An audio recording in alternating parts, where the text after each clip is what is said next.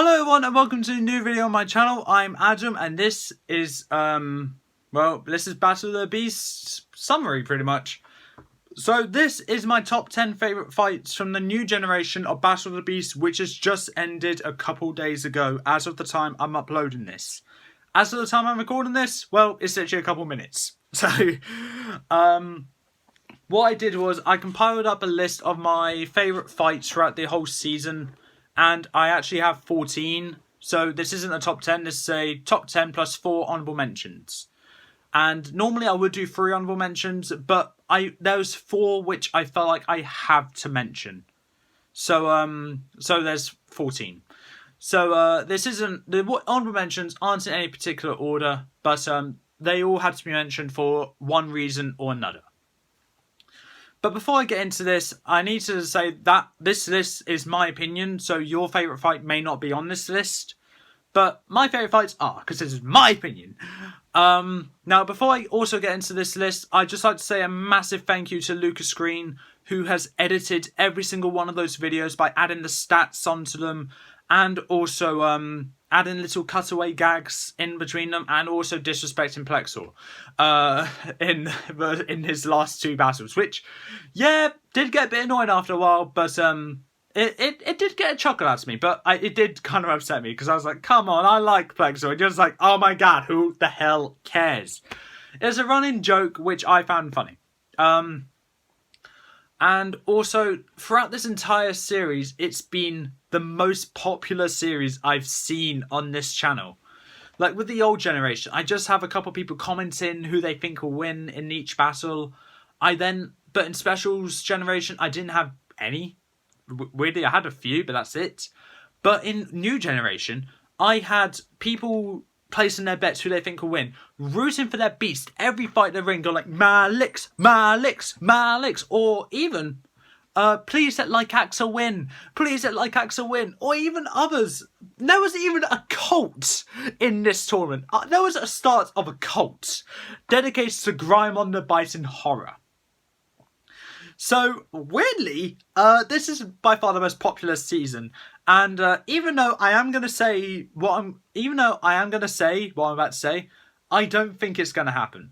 So, with the end of this tournament, I think the cult is also going to come to an end, but I'm also saying it's probably not going to, because it just feels like something that's going to be there for a while. So, yeah, I'm looking forward for the cult in the next tournament, when that will be that. By the way, the next tournament I am planning to do sometime next year. Because myself and Lucas both want a break from this as a whole. Because, Lucas put a ton of editing into this, which I'm very grateful for. And honestly, I'm surprised I haven't lost my voice. Yeah, there are some things going on in my life at the moment which I like to get sorted. And after I get that sorted, I will then start the tournament, but that will be next year. So keep an eye out for February or March next year. That's when the tournament will be starting. But of course I'll upload an announcement video there. And one last thing to mention. This video is also marking an end for now of Lucas editing my videos. Because Lucas said he'll edit this video and then we're just going to do our breaks. And I'll continue uploading, but they will not be edited by Lucas. This video will be, though, as he very graciously said he would. So I'm guessing the battles that I mentioned, one piece will be here, one piece will be there. If not, then I don't know how Lucas will do it. But all right, okay. And also one more thing before I get into this list, I'm going to give a rundown of each of the series placements. So which round each series was eliminated in. So with that being said, let's start things off with 13th place. There were 13 seasons that competed, and 5 of them were eliminated in round 2. So in round 2, Series 18 was eliminated first, followed closely by Series 20. Series 18, Trial of Heroes. Series 20, the Isle of Ghosts. 11th place was Series 17, the Broken Star, which actually surprised me. I thought Griff and Morax would go further, but apparently not. 10th place was Series 14, The Cursed Dragon, and 9th place was Series 23, The Shattered Kingdom. So that was all the series events eliminated in round 2. 8th place we have Series 21, the Sorcerer's Revenge. 7th place we have Series 16, the Siege of Gwildor, and 6th place we have Series 19, the Kingdom of Dragons. Those seasons were all eliminated in round 3. And in round 4, we only had one series get eliminated, and that was Series 26, the Four Masters. The next 2 seasons were eliminated in round 5, which were the semi-finals. 4th place, we have Series 22, the Lost Beast of Mackay, and 3rd place, Series 24, Blood of the Beast. Now, moving on to the finals with the last 2 seasons. 2nd place was Series 25, the Prison Kingdom. And in 1st place was Series 15, Velmar's Revenge. So, yeah, that was the series ranking. And I think it's a bit too late to say this, but if you haven't watched the series, why are you on this video? Simple as. There are spoilers, obviously, for this, because I'll be saying which beast won each battle, just like I just said which series came where in each tournament, in each round. But yeah, now, moving on to the actual ranking. So the 4 honourable mentions I want to mention, the first one is, well, the first battle, Griff versus Zulok. And this one, I want to mention this one because it was a great debut episode. This is by far my favourite debut episode of any tournament I've done. There was the other debut episodes with Vedra versus Crymon and Silver versus Trillion. Now, I wanted Griff versus Zulok on this list because I actually chose which battle would be the debut episode, and I stand by what I say. That was a great debut episode, and obviously one of my favourites of round 1. But yeah, I wanted to mention it because I think it's worth mentioning, as it's still a great episode, and looking at how the editing was going to be for the whole series, I was like, oh, I want to get the rest of round 1 done now. So that's what I did.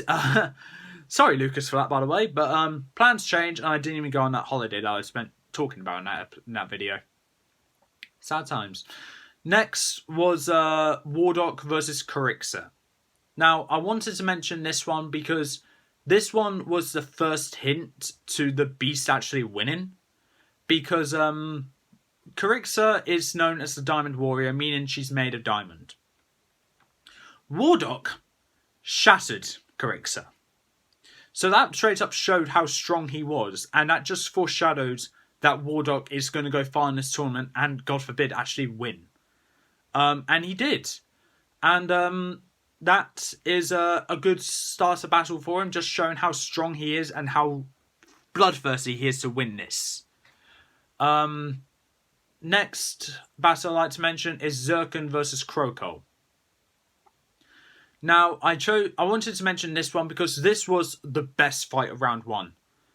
Both these beasts did brilliant in their fight, Zirkin showing an ability which I didn't even know he had until I read the actual bio for him.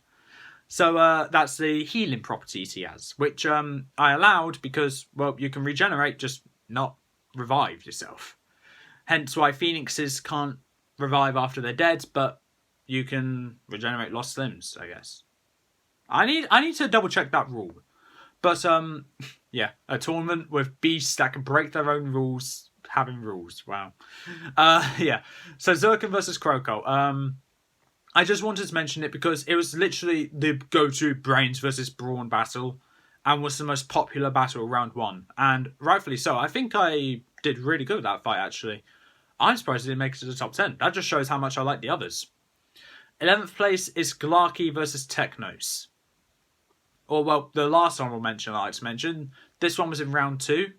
And the reason why I wanted to mention this one is because, well, this one I took a different route for. Instead of both the Titans going right against each other, clashing heads, fighting, killing each other, Glarkey was torturing Technos. Glarkey was going the old torture route, and, oh, that was a mistake. And actually, instead of actually trying to kill Technos, he was trying to prolong his suffering, which was a unique twist and kind of dark with what I normally do.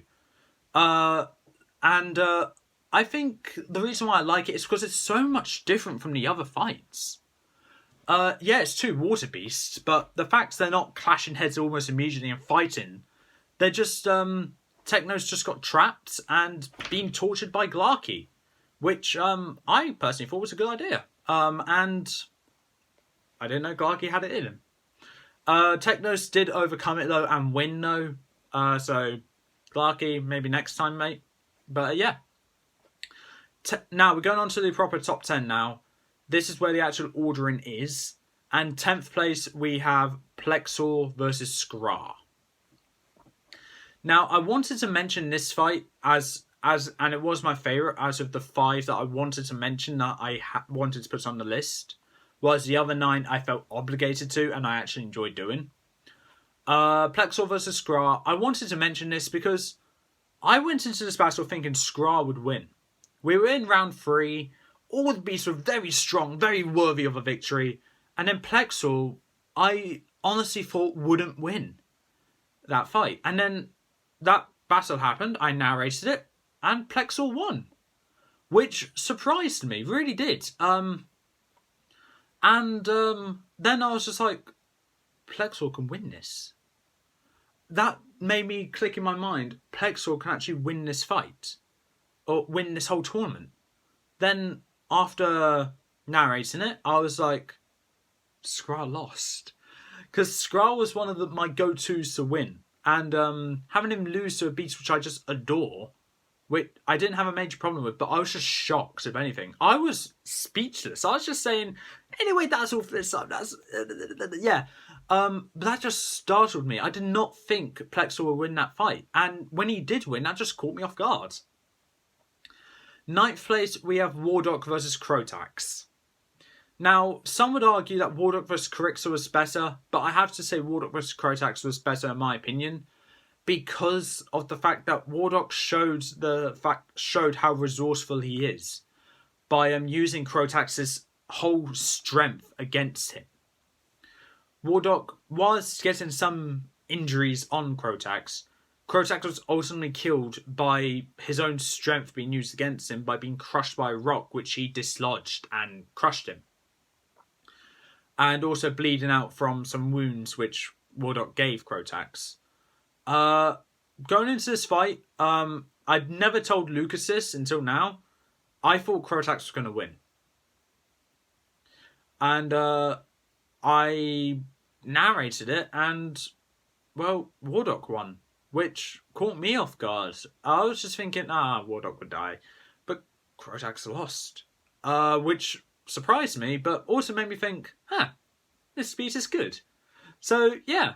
That's why I wanted to add it there. And also, it's such a unique way of winning. And I think it's been done a fair amount of times throughout this tournament. Especially with Wardock as well. 8th place, we have Stridor versus Croco. Now, this was the fight that was very anticipated for round 2. And this one I thought was a fan-requested fight. But when it was in round 2, we don't have fan-requested fights. And that just randomly came up through the randomizer. And I was just thinking, that's kind of funny. That's kind of cool. Okay, yeah, sure. Okay, let's see what this fight entails. And it entailed a battle of 2 titans fighting each other, just going at it. And the beast which most people thought would win lost.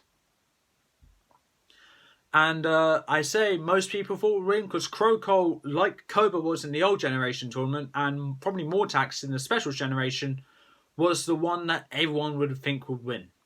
And he lost in round 2, just like Cobra did. So, so Croco losing to that in that fight was just continuing the tradition. Most popular beast doesn't win. It also shows that you can't just judge a book by its cover and know what their abilities are to know they'll win, because it just comes to how I narrate it and how smart the other beast is. And also it was a battle of egos there, as both the beasts had egos, but ultimately Stridor won because he was able to counter Croco.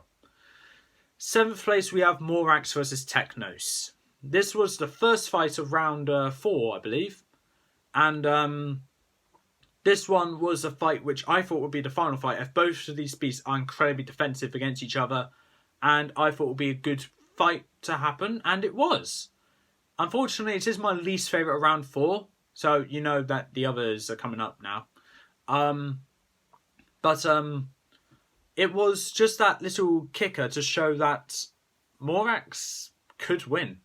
It was also the first introduction to the 10-minute timer, now 15 minutes, because it got a bit sticky in the following round with Morax. But yeah, I honestly think Morax vs Technos is a great fight, and it was a start of an uphill trajectory when it comes to giving my opinion on these fights. Speaking of which, 6th place, Juror versus Lycaxa. This was the first fight of Juror I mentioned, but also the last fight Juror was in. And it was a good fight for Juror to be in. However, he just got outplayed by Lycaxa very, very badly. And as much as I like Juror, Lycaxa earned that spot in the finals because he just outplayed Juror incredibly well. There's, of course, that person with the cult that started the whole cult with Greymon. Wasn't happy that Juror lost, as Juror got revenge on Drogan for killing Greymon. But Lycaxa won because I think he did deserve that victory. And he lost in the finals, come on. So it's fine, it's fine. But yeah, Juror vs Lycaxa is a great fight. And a fight that most people just look at and just think, oh, that's obvious, and Lycaxa's going to win. Which, yeah, he did win, but it's still a good fight. He won in the great way. And also a very game over from Saw kind of way. Like, he literally let Juror suffocate underground. So that's a bit dark, but alright.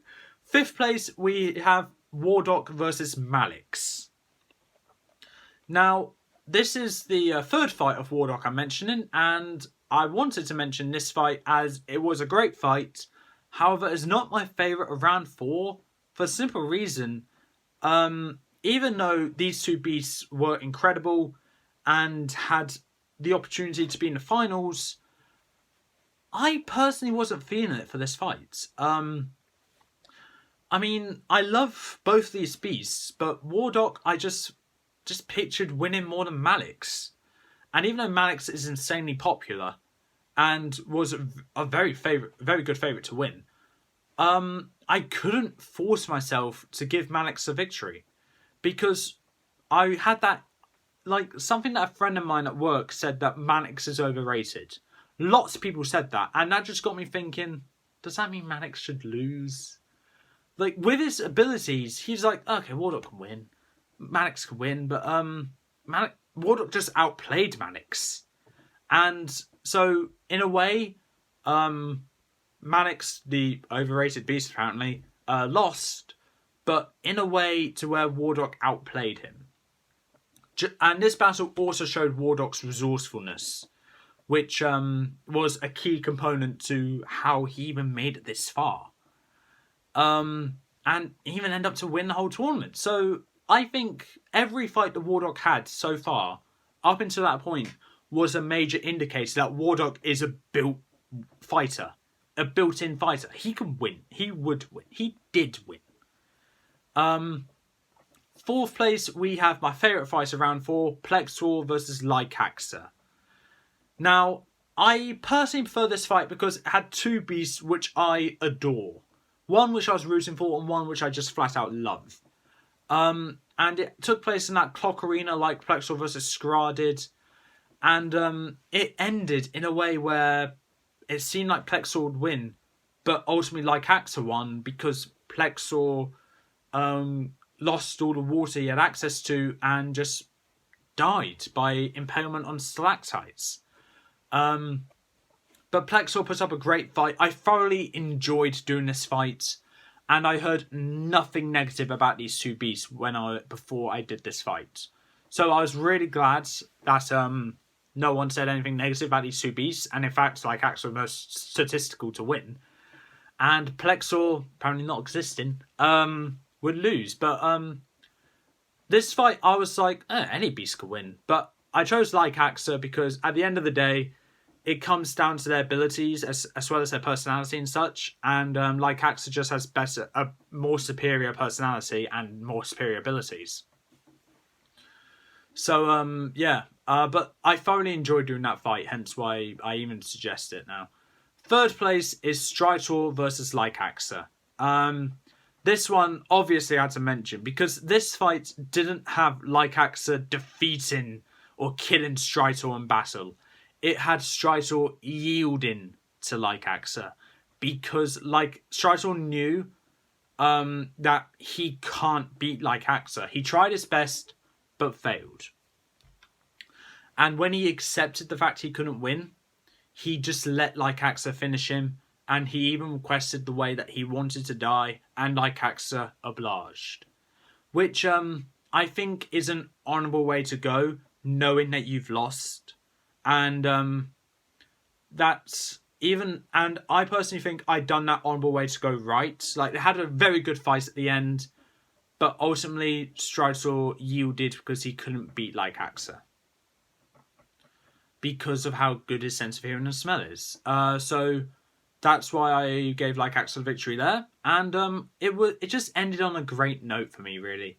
That's why I enjoyed it. Second place, well, I think Lucas knows which one this is. Wardock versus Morax.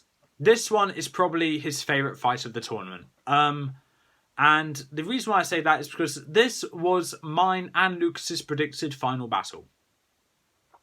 We predicted Wardock and Morax would both be in the finals, and this would be the final fight where they'll both just clash against each other, and the ultimate winner will be chosen by offensive and defensive, or offensive and agile. And yeah, it was a great fight. I thoroughly enjoyed it. I was stressed throughout that entire fight, just trying to make it good for Lucas, because he was so hyped about this fight, and I didn't want to disappoint him. And I'm hoping I didn't. And I'm glad to hear that I didn't disappoint him. It was a thoroughly amazing fight I enjoyed doing. And I went into this fight thinking Morax would win the tournament as a whole. And Wardock came out on top. Another battle to where it just hinted that Wardock is built different. And with that, number one is the final fight of the Special Generation. No, of the new generation, Wardock versus Lycax. Now, this one is my favourite because I think it's my favourite because I combined so many elements from previous fights that both of these beasts had into this one fight, and when it came to deciding the victor, I was hesitant because I couldn't, for the life of me, make a solid choice to where I'm 100% positive that this beast would win. I ended up making my choice on their previous victories, their abilities, their personality, the stats, the bio, everything about it, and even the fight they had. And I ultimately gave the victory to Wardock because I personally believe his, I'm going to call it portfolio, was his portfolio of victims he killed was arguably more impressive than Lycax.